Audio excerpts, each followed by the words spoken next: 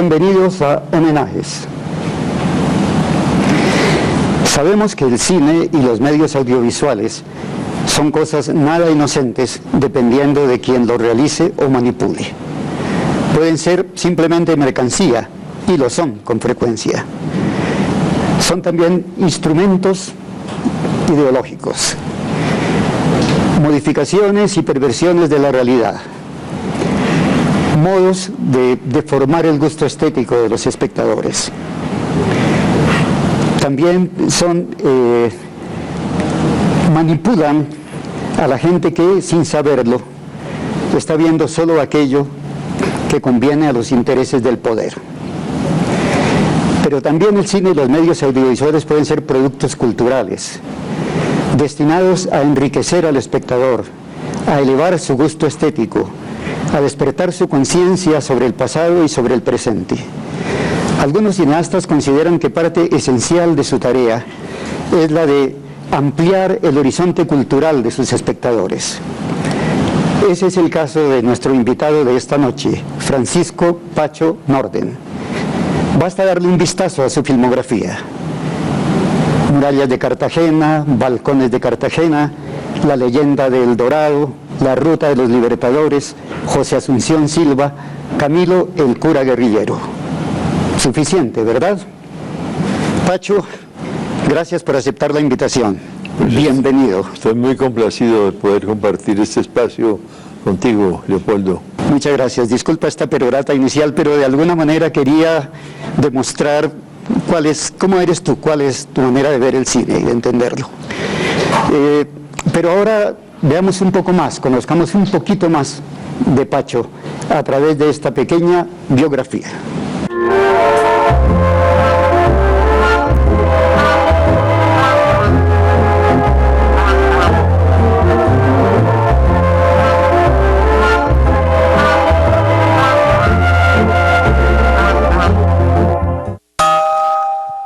Hijo de padre austriaco y madre colombiana, Francisco Norden Caicedo nació el 9 de noviembre de 1929 en Bruselas, Bélgica. Desde muy pequeño vivió en Bogotá, la ciudad de su madre, también su ciudad. En ella creció y estudió.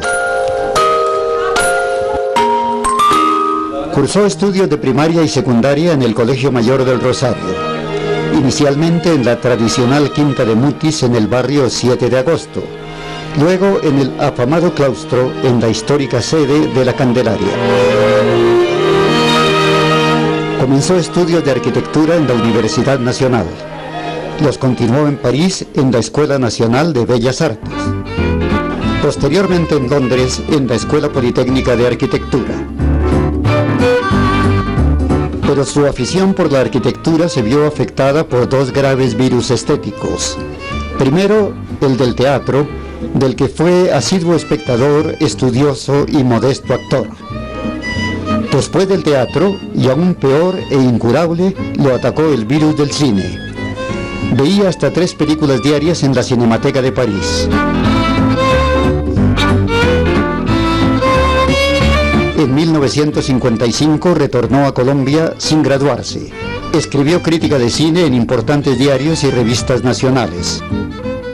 En 1958 se cristalizó su ambición. Regresó a París al Instituto de Altos Estudios Cinematográficos, probablemente la mejor escuela de cine del mundo en esa época. Solo volvió a Colombia cuando obtuvo su título en dirección y montaje. Pagó durante varios años un purgatorio de comerciales y cortos industriales, hasta que al fin, en 1963, pudo realizar su primer documental personal, Las murallas de Cartagena.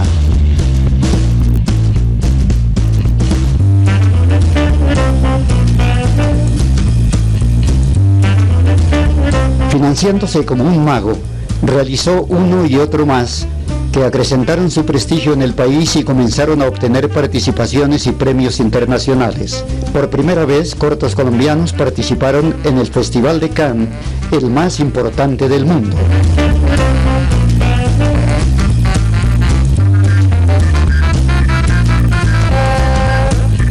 En 1974 realizó Camilo, el cura guerrillero, primer largometraje documental independiente realizado en Colombia, sobre el inolvidable sacerdote que alcanzó la estatura del héroe y la dimensión del mártir. Y en 1984, su obra de ficción culminante, Cóndores no entierran todos los días, primer largometraje colombiano invitado al Festival de Cannes, multipremiado nacional e internacionalmente y una de las películas más importantes en la historia del cine colombiano.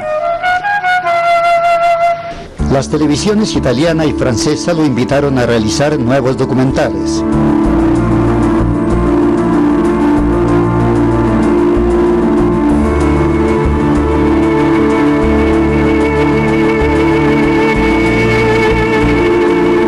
En 1996 dedicó su último gran documental al poeta José Asunción Silva.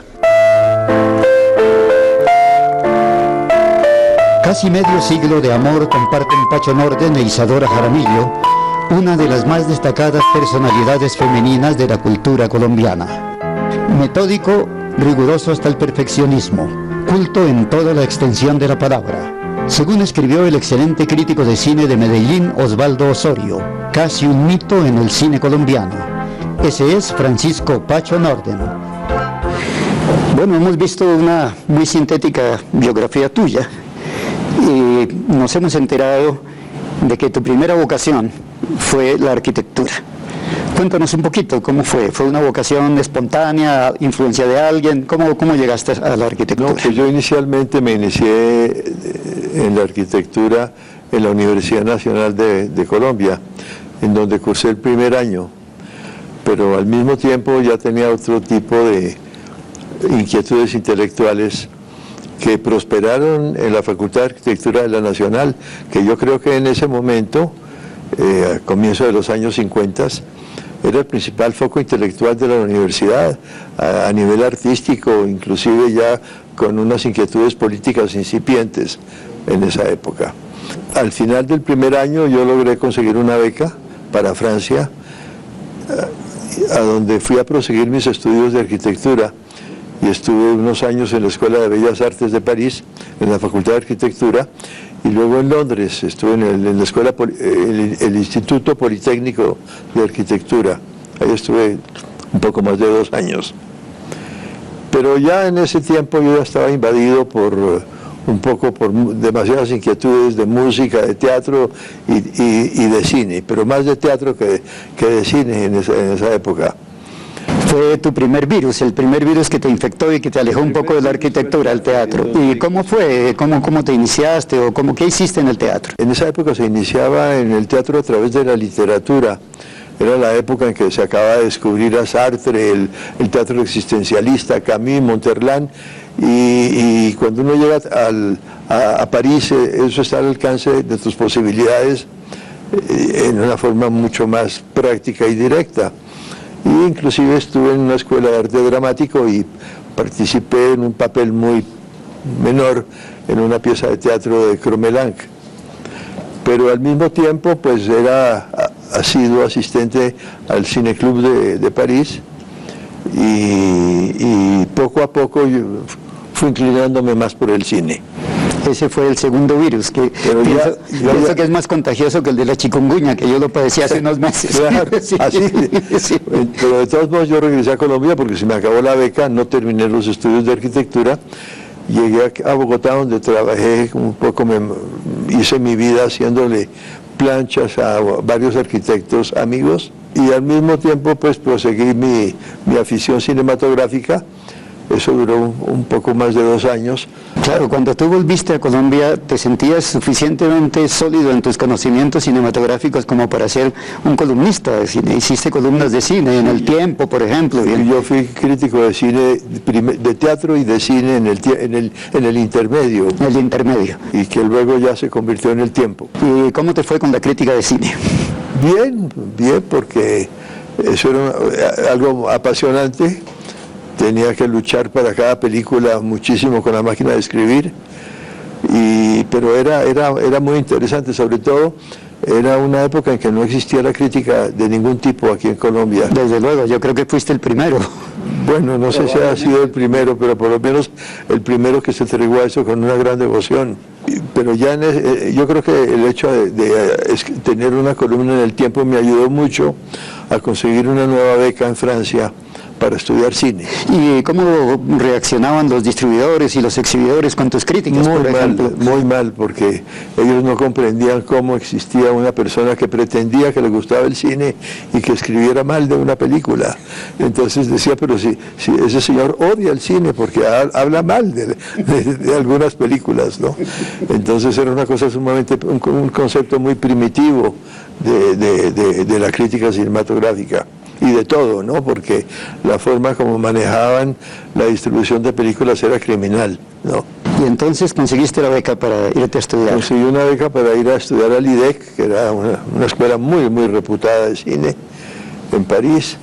Ahora hay muchas, ¿no? Hay Londres, San Francisco, Nueva York, pero en esa época el IDEC focalizaba todas las aspiraciones intelectuales de los cineastas jóvenes del mundo entero. Sí, como no, era la escuela más prestigiosa del mundo en esa época. Entonces estuve en el IDEC, que ahora se llama la FEMIS, y hasta que me gradué obtuve un diploma de dirección y montaje.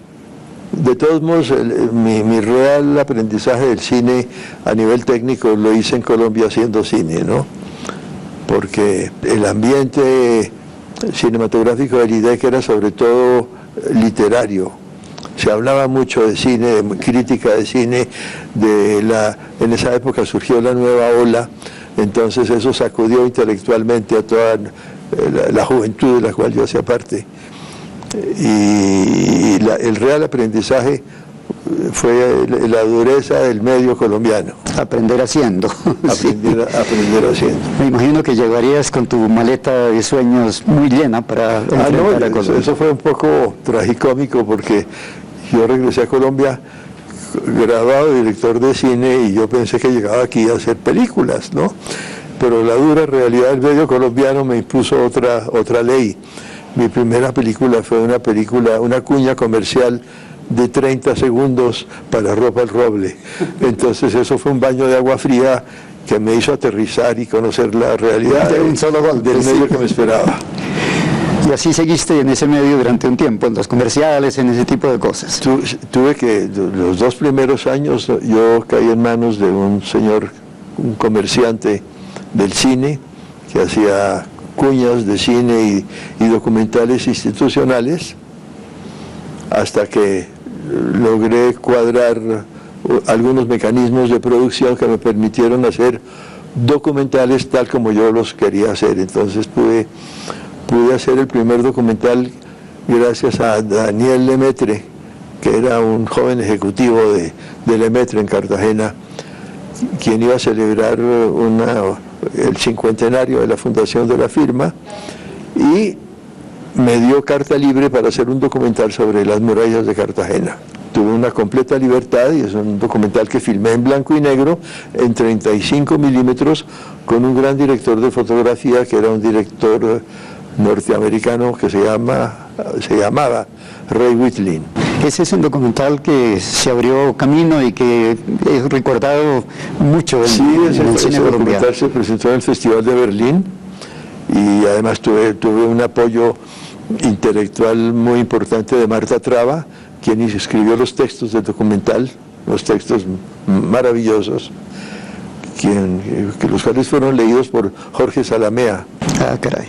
Que era en aquella época La Voz, después del Sueño de las Escalinatas, su gran poema que estaba en un disco y era maravilloso. Era la voz de Colombia. Sí, una voz hermosísima, por cierto. Sí, te reuniste además de tu talento personal, del director de fotografía, el de Marta Traba. Mi exceso de juventud tal vez logró polarizar el interés de toda esa gente. Bueno, y lograste conseguir una financiación que era muy difícil en esa época.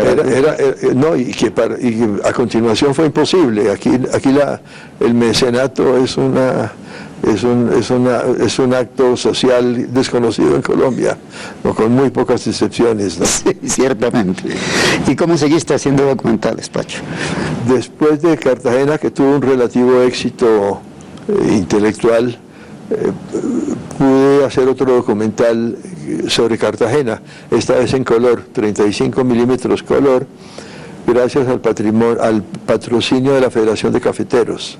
Y eras una especie de mago, porque conseguías unas financiaciones que creo que muy poca gente podía hacerlo. Sí, ¿no? Sí, reconozco que fueron unos pequeños milagros que yo pude producir. Lograste producir, sí, claro. Sí. ¿Y cómo fue? Esto fue Balcones de Cartagena. Balcones de Cartagena lo hice, no recuerdo quién fue el fotógrafo. ¿Con Peter Kreuzberg? No fue Kreuzberg todavía. No, yo creo que Balcones de Cartagena, no recuerdo quién fue el fotógrafo, porque es que eso fue hace más de medio siglo. Sí, ¿cómo no? Me perdonarás la falta de memoria, pero... No, me parece que... Pero yo, es mi derecho de olvidar ciertos colaboradores. Naturalmente, y además para nuestra dulce edad es razonable que no nos acordemos minuciosamente de todo. La leyenda del Dorado, que fue un documental que yo hice con el patrocinio del Museo del Oro, y lo filmé con Héctor Aceves, con Guillermo Angulo y con Peter Kreuzberg. Ah, sí. Claro, hay unas imágenes tuyas por allá en San Agustín y en el Museo del Oro también aquí. Sí. Cómo no, ese documental tuvo mucho éxito porque fue la primera vez que yo participé oficialmente en el Festival de Cannes. Entonces el documental se presentó en el Festival de Cannes y durante ese festival fue adquirido por Artistas Unidos. Entonces ese documental circuló en todos los países de lengua francesa con el graduado. Entonces tuvo una buena compañía, sí. Muy buena compañía, una gran distribución. Qué bueno, sí, excelente. Y yo creo que fue la primera vez también que un documental colombiano participó en Cannes. Sí, fue la primera vez pero era un cortometraje, ¿no? En esa época, en el Festival de Cannes no había una sección de cortometrajes, sino que antes de la película en competencia pasaban un corto.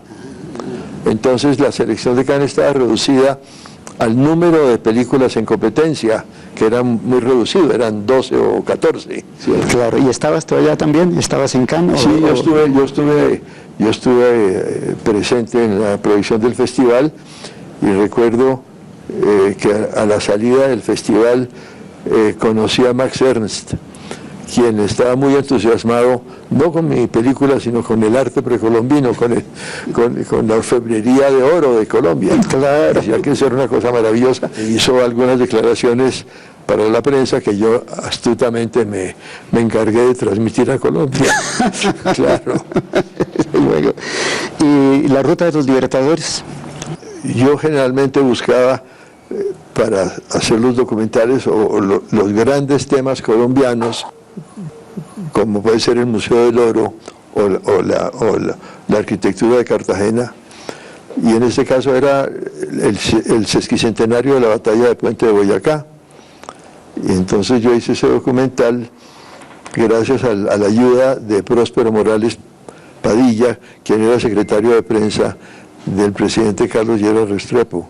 Entonces él secundó mi proyecto y filmé la Ruta de los Libertadores, que cubría Venezuela, Colombia y Ecuador hasta la batalla de Pichincha.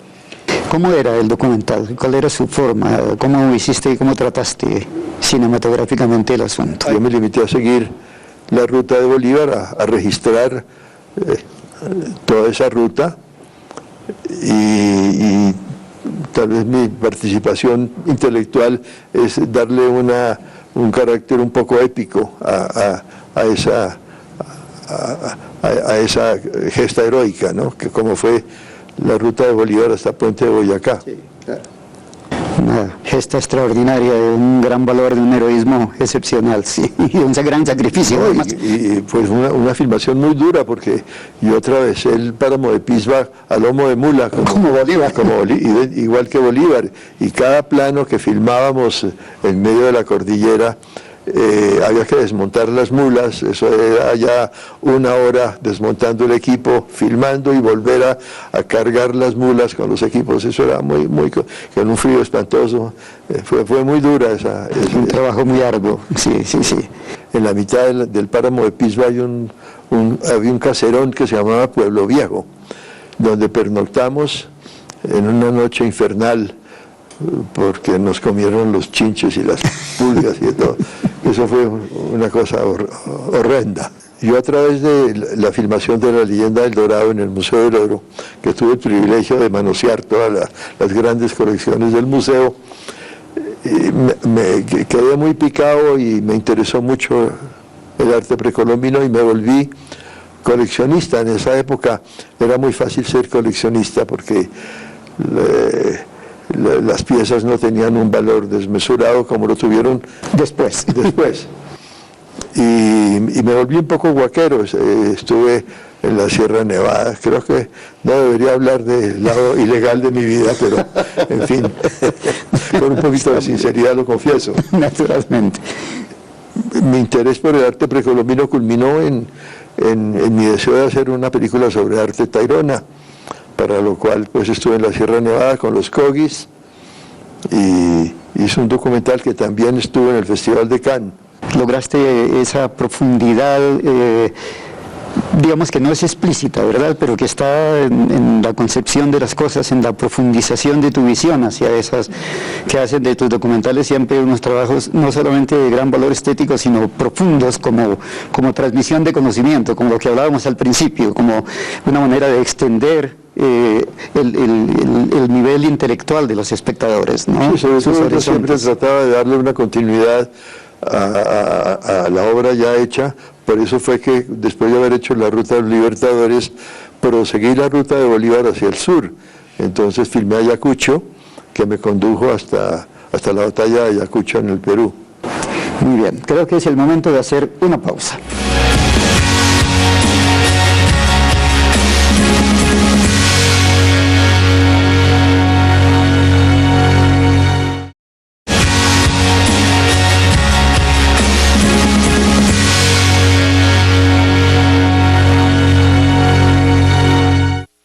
Después de esta serie de cortometrajes y documentales que realizaste, llegó el momento de que lograras una obra cumbre, que fue precisamente el documental del largometraje sobre Camilo Torres, Camilo, el cura guerrillero. Tú fuiste amigo de Camilo, ¿verdad? Cuéntanos un poco cómo fue eso. Pues en nuestra adolescencia crecimos juntos. Durante muchos años yo estuve muy próximo a Camilo. Y lo admiraba mucho porque a pesar de que casi éramos contemporáneos, él maduró un poco más temprano que yo. Y cuando yo tenía 16 años, y seguramente él tenía 17, él empezaba a salir con unas niñas muy de modas en Bogotá. En fin, él tenía mucho éxito social. Y yo seguía siendo un poco un niño, ¿no? Pero esa presencia de Camilo en mi vida se debió a que mi mamá era muy cercana a Isabel Restrepo, la mamá de Camilo. Y durante muchos años, casi todos los sábados íbamos a cenar a la casa de Isabel, que ella vivía en las granjas de techo. No sé si exista todavía ese barrio. Sospecho que no, pero no estoy seguro. Pero Isabel tenía una casa muy acogedora allá. Y recuerdo pues muy bien a Fernando, el hermano mayor de Camilo, con sus novias, y a Camilo, que era una persona sumamente cálida, y muy adorable, y Isabel lo adoraba, ¿no? Claro, ellos tuvieron una relación excepcional de madre e hijo, ¿no? Sí, ella era súper protectora, ¿no? Súper protectora. Pero no en la forma como lo manifestó años posteriores, desde el momento en que Camilo se metió de cura. Yo alcancé a estar en contacto muy cercano de Camilo hasta el momento en que entró al seminario. Isabel le confiaba a mi mamá que había sorprendido a Camilo haciendo actos de humildad, como barrer el apartamento, y que entonces, indignada, le había quitado la escoba, ¿no? Eso sí lo recuerdo muy nítidamente. Y cuando estuvo en la guerrilla, ¿tú cuál fue tu reacción? ¿Cómo te enteraste? No, yo creo que la reacción mía fue la de todos los colombianos, ¿no? Pero el personaje me pareció absolutamente extraordinario. Es decir, yo por fortuna capté la importancia histórica de Camilo, que fue el primer sacerdote que como tal, como creyente cristiano, entró a la lucha revolucionaria. Sí, sí. Entonces eso yo lo capté y me pareció que era muy importante hacer una película sobre Camilo. Y esa película es un testimonio muy importante porque, como suele ocurrir, algunos de los héroes desaparecen de la historia durante un tiempo, aunque después retornan con toda su fuerza, y eso inevitablemente será Camilo. Pero tu documental va a ser un testimonio que durará mucho tiempo para conocer todo lo que este país pensaba alrededor de Camilo. Pues yo espero que sea así, porque yo me esforcé mucho también en conseguir las opiniones de los amigos de Camilo y de la curia que estaba en contra de Camilo. Me pareció que lo básico ahí era hacer un testimonio objetivo, y con algunos testimonios extraordinarios, como el de que me parece el más importante de la película, de Diego Montaña Cuéllar, ¿no? Él con esa cabeza de águila que tiene, sí. Habla maravillosamente bien sobre... El sacrificio de Camilo no es estéril, porque ningún sacrificio es estéril, pero que él hubiera hecho mucho más por la revolución, ejerciendo su calidad de caudillo popular y removiendo la conciencia de las multitudes colombianas hasta comprometerlas en la guerra popular, que haberse ido, como se fue, creyendo que su presencia o su mensaje desde las montañas de Colombia era suficiente para producir un levantamiento. Me parece que eso ha traído una gran frustración y ha contribuido a la dispersión de los grupos a que asistimos hoy. Hoy hay multitud de grupos y de grupúsculos, cada cual más enemigo de los demás revolucionarios que del imperialismo, por ejemplo. Atacan más a los otros grupos revolucionarios que al imperialismo. Y el problema es sencillamente. En Colombia, por ausencia de una clase obrera numerosa, fuerte y con una conciencia de clase bien desarrollada, los movimientos revolucionarios vienen siendo dirigidos por la pequeña burguesía, que desde luego es más lúcida, tiene más posibilidades de cultura, pero la pequeña burguesía es muy impaciente. La pequeña burguesía entra a la revolución no por convicción, sino por resentimiento. Y no se puede ser revolucionario por resentimiento únicamente, porque la revolución es una ciencia. Es una ciencia tan compleja que hay que estudiarla, y es lo más importante que tiene la cultura moderna. También está García Márquez, y bueno, todo el mundo que habla pues dice lo que siente y te permite hacer como un retrato de lo que era Camilo para la sociedad colombiana. Claro. Lo que más me interesa en realidad del mito de Camilo es que es una demostración más, y una demostración muy triste, muy dolorosa, de que la América Latina no cree sino en héroes muertos, cosa que sucedió exactamente con el Che Guevara. Es decir, en el momento en que Camilo se sacrificó por lo que estaba defendiendo, muchísima gente que no había creído en él empezó a creer, como diciéndose, si se hizo matar por eso, entonces decía la verdad, entonces tenía razón. Y yo creo que esta experiencia hay que interpretarla en el sentido de que, por favor, no esperen a que el líder se muera para creer en él. Tenemos que creer en líderes vivos. Y tu conocimiento y tu amistad, aunque desde luego tú eras muy joven y ella no, pero de doña Isabel, porque era una persona interesantísima. Era una mujer maravillosa, con una gran personalidad. Y yo creo, y lo he pensado muchas veces, que ella influyó mucho en mí, en cierta libertad social que yo adquirí en el ámbito familiar de ella, porque ella era una persona muy libre, ¿no? En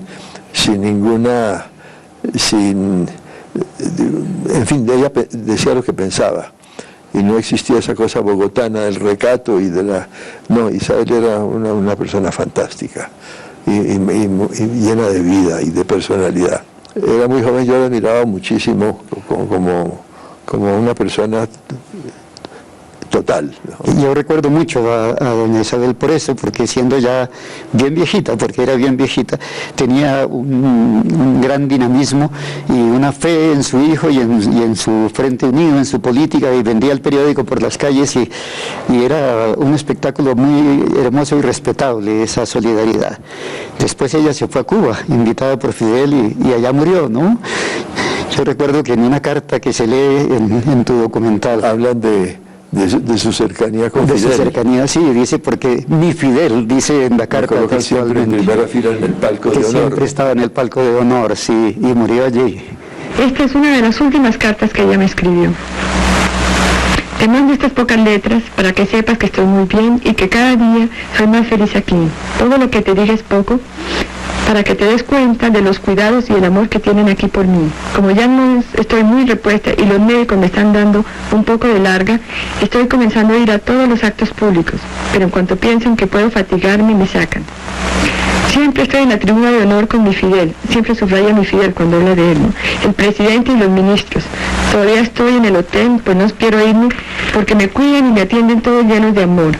Fidel sigue empeñado en que escoja mi casa, pero yo le dije ya, él manda en Cuba, pero no en mí, porque un hijo no puede mandar a su madre. Él se ríe, pero yo me doy cuenta de que no doy un paso sin que él se entere y disponga lo que tienen que hacer conmigo para tenerme contenta y para cuidarme.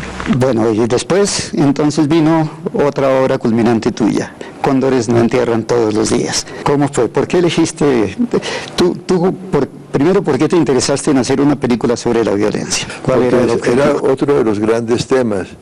Entonces, lo que te dije hace un momento, los grandes temas colombianos son la violencia, el arte precolombino, Simón Bolívar, el más grande de todos en ese momento era la violencia.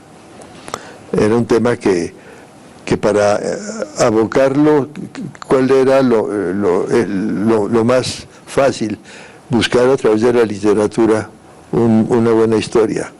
Y yo me leí toda la literatura colombiana sobre la violencia, que era muy mediocre, hasta que caí con Cóndores de Álvarez Gardiazabal, y la escena del jinete en llamas fue el clic, ¿no? Esa imagen del jinete en llamas me dio el clic, que era lo que yo estaba buscando. Esa era la película. Que esa era la película. Entonces inicié tratos con él, viajé a Tuluá, hablé con él y nos pusimos de acuerdo en la adquisición de los derechos y firmamos en una notaría un acta y procedí yo a iniciar la producción de Cóndores. ¿Y el guión? El guión fue bastante tortuoso porque yo inicié un primer tratamiento, como se dice y se decía en esa época, pero lógicamente yo no me sentía un guionista consumado, y entonces acudí a Duny Kuzmanich, que era un cineasta chileno que vivía aquí en Bogotá, a quien estimaba mucho. Él escribía los libretos de Don Chinche con Pepe. ¿Cómo no él hacía los libretos de Don Chinche? Sí. Entonces Duny durante un mes vino a mi casa todos los días, trabajamos ese tratamiento hasta que hicimos un guión ya con un esbozo bastante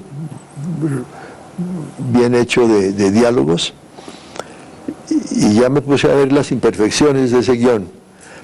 Entonces yo acudí a Carlos José Reyes, con quien trabajé otro mes, y ya quedó un guión que era el apropiado para iniciar una preproducción.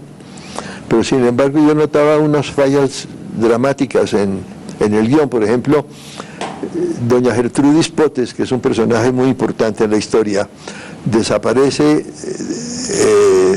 al comienzo de la película y se vuelve a ver en una forma tardía.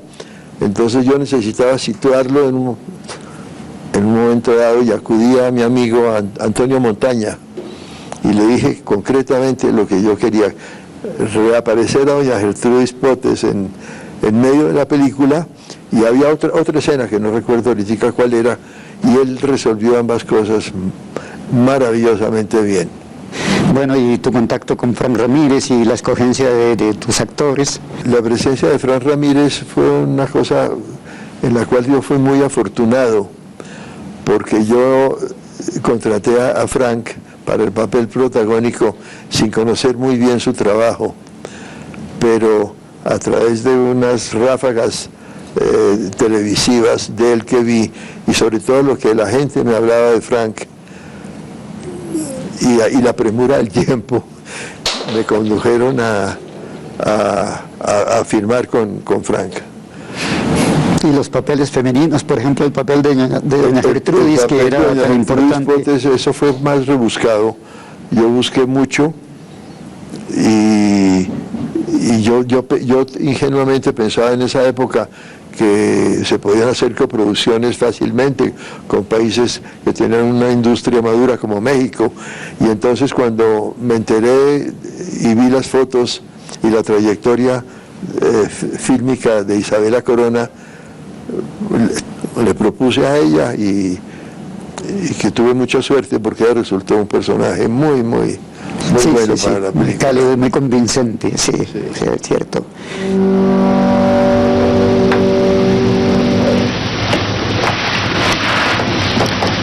Me han contado que todas las noches salen los pájaros a limpiar las veredas de liberales. ¿Y nosotros qué estamos haciendo? Esperando órdenes, siempre esperando órdenes que nunca llegan. En Bogotá no tienen idea de lo que está pasando aquí. Y lo más preocupante es que los muertos ya son de los alrededores. Usted debería señalar eso en su noticiero, Alvarado. ¿Y la filmación dónde, cómo filmaste?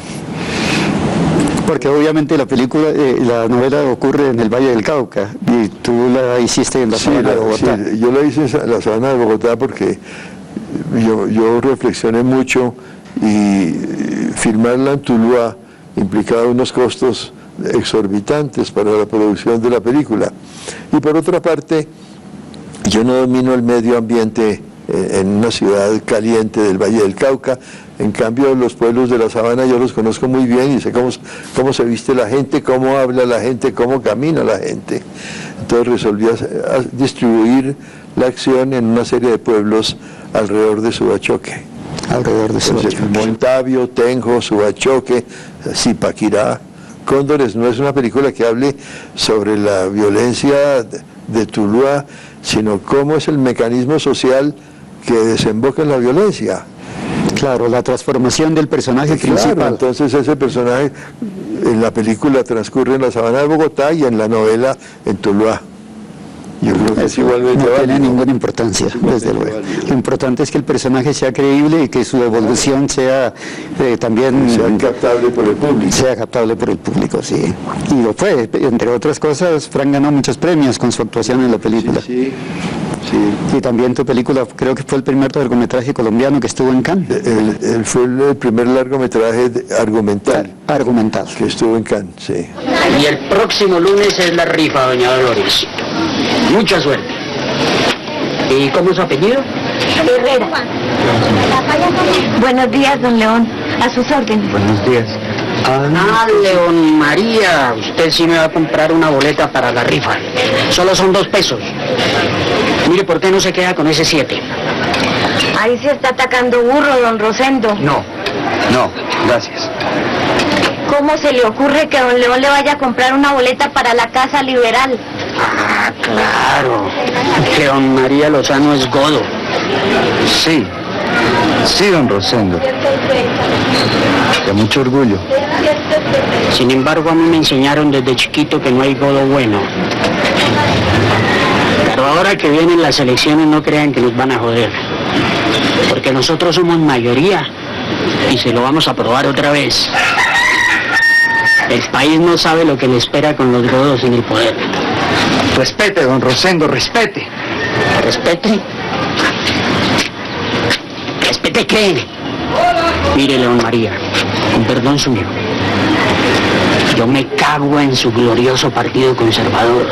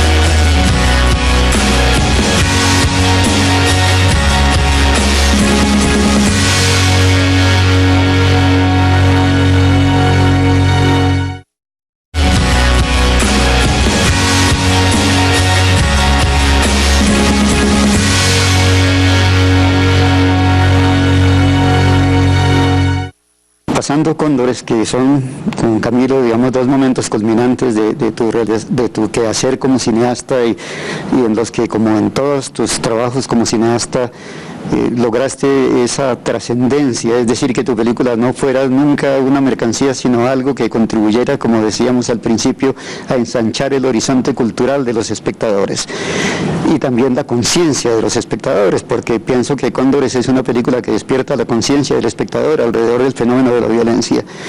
Después de esto te callaste durante un tiempo. ¿Qué pasó? Pues es que tuve muchos problemas económicos con Cóndores, porque si bien la película tuvo una muy buena acogida entre cierto grupo intelectual, la película no tuvo un éxito popular, que es el que se necesita para poder amortizar una película.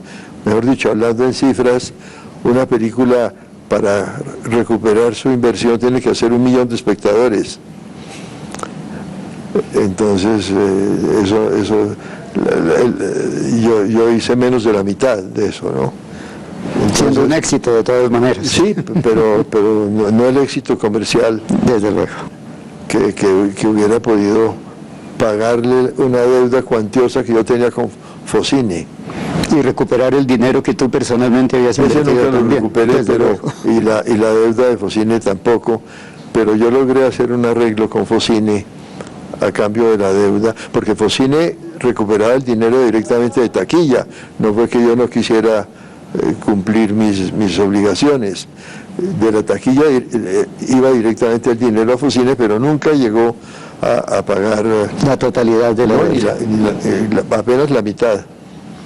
Entonces yo después logré hacer un arreglo con Focine para poder conservar yo la propiedad intelectual de la película, porque yo no estaba dispuesto bajo ninguna circunstancia a hacer lo que la mayor parte de los cineastas se vieron obligados a hacer, que es ceder la propiedad patrimonial de su obra a Focine. Pero en cambio hiciste algunos documentales para la televisión europea, por lo menos para Italia y para Francia. Sí, y también filmé otro documental sobre las mulas del narcotráfico, un documental que se llama París es lindo. Un documental que a mí particularmente me parece un documental extraordinariamente valioso. Además, en la época en que tú lo hiciste, cuando el problema aparentemente apenas comenzaba, y sin embargo ya las cárceles de Francia, de Italia y de España estaban llenas de mulas colombianas que eran víctimas de eso. Con una gran motivación, que los jueces europeos les imponían penas muy severas a las mulas colombianas. Y yo consideraba que las mulas colombianas en principio eran las primeras víctimas del narcotráfico. Entonces yo quise hacer ese documental para demostrarle eso a la televisión europea, de que no eran los peligrosísimos criminales que pretendían los jueces, que condenaban a una pobre señora a 6, 8 años de cárcel. Por 400 gramos de cocaína. Entonces esa fue la motivación principal para hacer esa película. Y me parece que lo lograste con toda la plenitud. Es un documental muy respetable, muy profundo.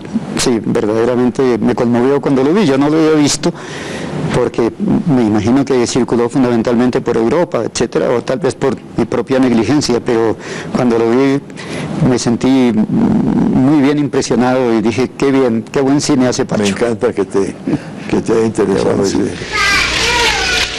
Abuelita, Miguel nos escribió.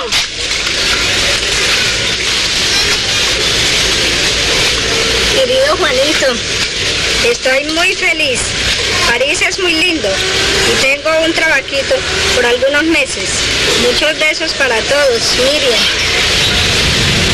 La mayoría de los colombianos condenados aquí somos trabajadores que se vienen a tratar de llevar algo de dinero para la casa, ¿sí?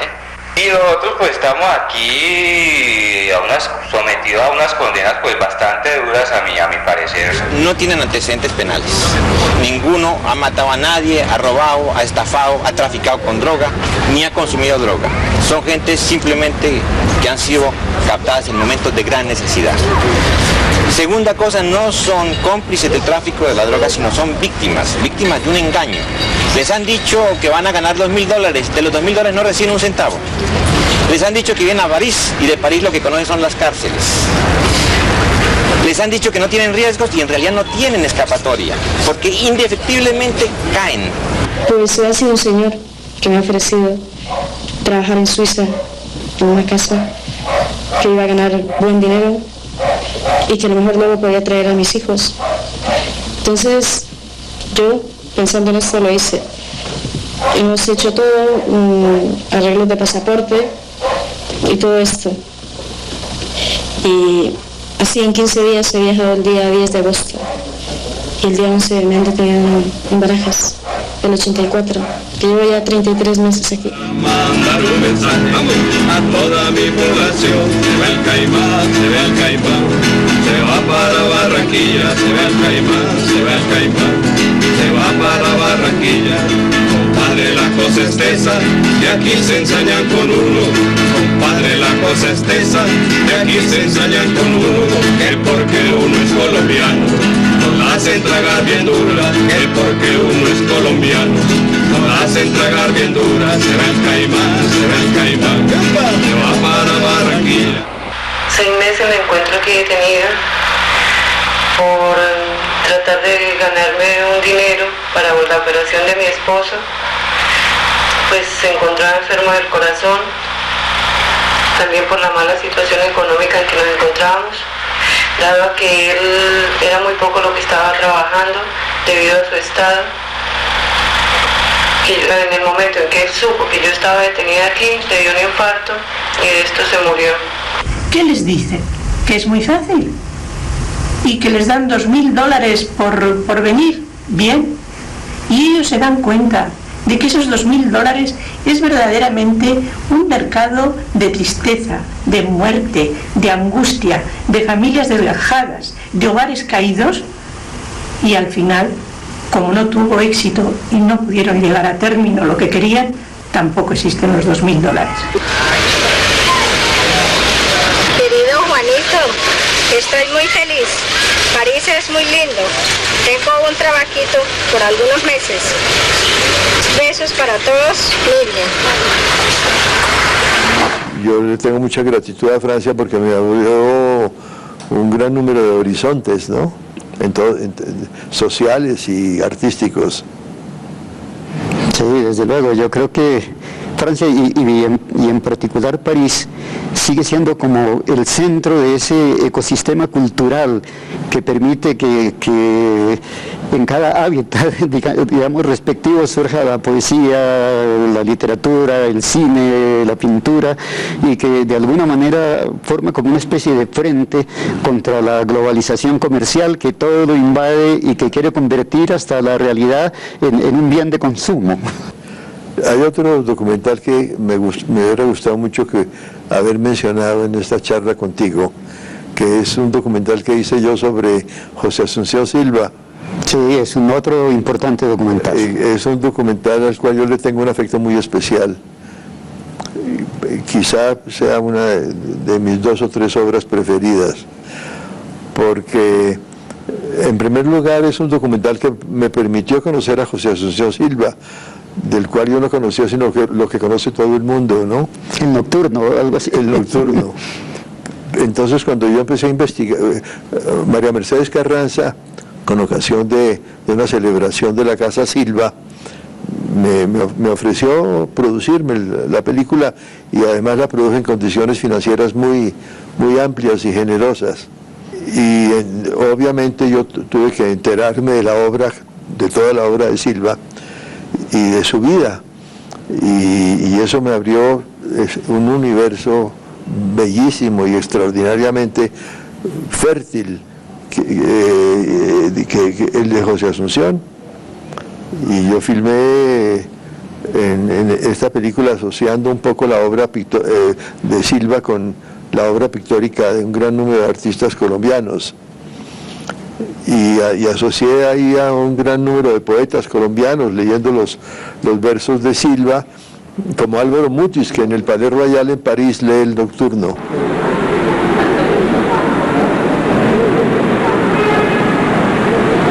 Silva, al igual que Rubén Darío, aporta a la poesía castellana, una musicalidad, una renovación de la palabra, una riqueza verbal que se había agotado por completo. El sentido musical del poema de Silva le da al poema mismo un encanto, una profundidad poética muy especial. Es muy difícil explicar en palabras en qué consiste esa música de Silva, como es difícil explicar la música de Darío. A mí me parece, por cierto, más ajustada al sentido profundo del poema la música de Silva. La sombra, los recuerdos, la luna no vertía allí ni un solo rayo. Temblabas si eras mía. Temblabas y eras mía bajo el follaje espeso. Una errante luciérnaga alumbró nuestro beso. El contacto furtivo de tus labios de seda. Bueno, Pacho, creo que el tiempo lamentablemente se nos está agotando. Y aunque queda mucho por decir, creo que hemos logrado hablar de algunas de las cosas más queridas, más cercanas y también más trascendentes de tu obra como cineasta. No sabes cuánto te agradezco que hayas venido. Y yo a ti de darme la oportunidad de sacar todos estos viejos recuerdos de un pasado ya remoto. Nuestros pasados. Hace poco decíamos que un pasado reciente para nosotros tiene 30 años y un pasado antiguo 60. Nuestro bochornoso pasado. Bochornoso pasado. Muchas gracias. Ha sido muy amable, Pacho.